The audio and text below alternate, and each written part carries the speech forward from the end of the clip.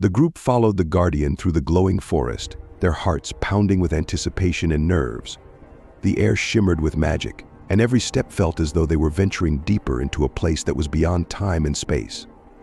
Finn could feel the weight of the stones in his pouch, the hum of power growing stronger the closer they got to their destination. As they walked, the guardian spoke in a voice that seemed to resonate with the very ground beneath them.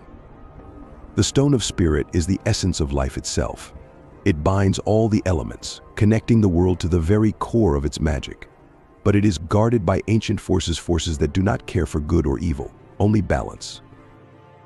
Balance, Eric asked, gripping the hilt of his sword tightly. What do you mean by that? The guardian glanced at him with a knowing gaze. The world cannot exist in light alone, nor can it survive in darkness. The Stone of Spirit must remain balanced, and those who seek it must prove their understanding of that balance. Your greatest challenge lies ahead. Finn, walking beside them, felt the weight of these words sink in. He understood the gravity of their mission, but he also knew that it was the only way to stop the rising darkness threatening their world. They had no choice but to press forward. The glowing trees parted, revealing a massive clearing at the heart of the forest. In the center stood an ancient stone pedestal, carved with symbols so old they seemed to pulse with their own life force. And there, resting upon the pedestal, was the Stone of Spirit. It was a large, crystal-clear gem glowing with a radiant light that shifted between colors, as though all the elements were contained within it. The air around it crackled with energy, and even from a distance, Finn could feel the immense power it held.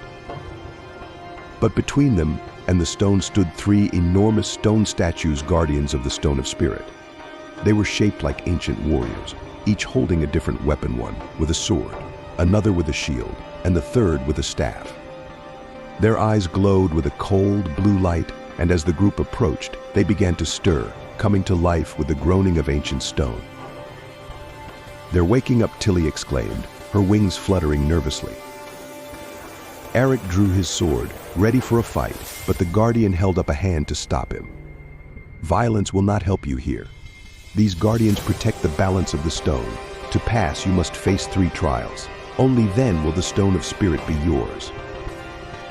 The group exchanged uneasy glances, but Finn stepped forward, determination burning in his eyes.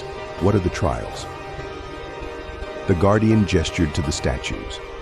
"The trial of courage, the trial of wisdom, and the trial of heart. Each of you must face one." The statues moved into position, the ground shaking beneath them. Finn looked at his friends. "We can do this. We've come too far to turn back now."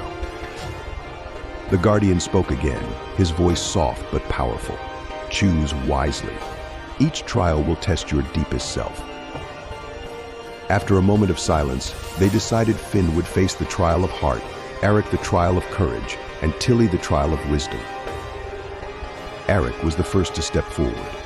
The statue with the sword faced him, and the moment he stood before it, the world around him shifted. He was no longer in the clearing, but standing on a battlefield, surrounded by chaos. Dark creatures swarmed from all sides, and in the distance Finn, Tilly, and Rusty were in danger. Without hesitation, Eric charged forward, his sword flashing in the light. But no matter how many enemies he cut down, more appeared. It seemed hopeless. The battlefield grew darker, and the creatures more vicious. Just when it seemed he would be overwhelmed, a voice echoed in his mind. Courage is not the absence of fear, but standing against it. Eric realized then that the trial wasn't about winning the battle, it was about his resolve to keep fighting despite the odds. He stood tall, unafraid, and the enemies vanished, leaving him alone on the battlefield, victorious. The trial of courage was complete. Next, Tilly faced the statue with the staff. She was transported to a vast library, filled with ancient tomes and scrolls. In the center of the library stood a riddle, written in glowing letters. "What is greater than the gods, more evil than the devil? The poor have it, the rich need it, and if you eat it, you'll die." Tilly furrowed her brow, fluttering nervously.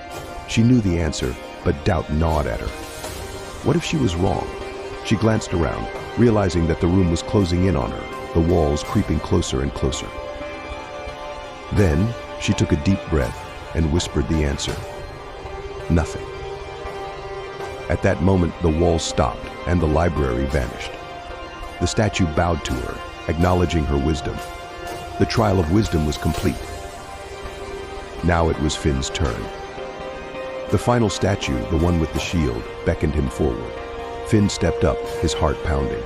Suddenly he found himself in a familiar place's village, but it wasn't peaceful.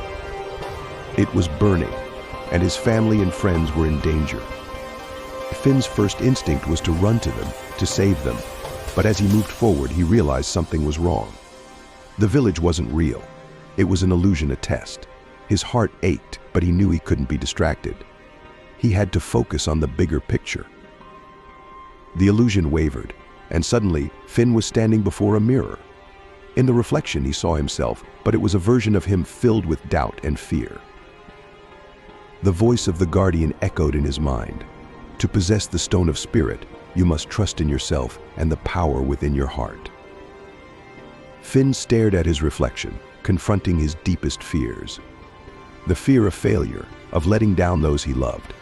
But then, he remembered the journey, his friends, and the strength they had given him.